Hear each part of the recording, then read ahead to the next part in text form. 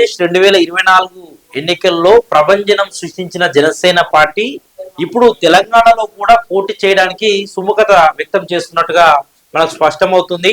రానున్న నెల రోజుల్లో ఇటు మున్సిపల్ ఎలక్షన్ తెలంగాణలో జరగబోయే అవకాశాలు స్పష్టంగా ఉన్న నేపథ్యంలో జనసేన పార్టీ ఇందుకు సంబంధించి ప్రత్యేక వ్యూహరచన చేస్తున్నట్టుగా మనం భావిస్తున్నాం. అయితే తెలంగాణలో కూడా జనసేన పార్టీ పోటీకి సిద్ధంగా ఉన్నామని కూడా చెప్తూ ఉన్నారు. ఇటు ఏపీలో బీజేపీ పార్టీ, టీడీపీ పార్టీ, అదే విధంగా జనసేన ఉమ్మడిగా పోటీ చేసి 2024లో గెలుపొందారు. అటు ప్రభుత్వాన్ని కూడా ఏర్పాటు చేశారు.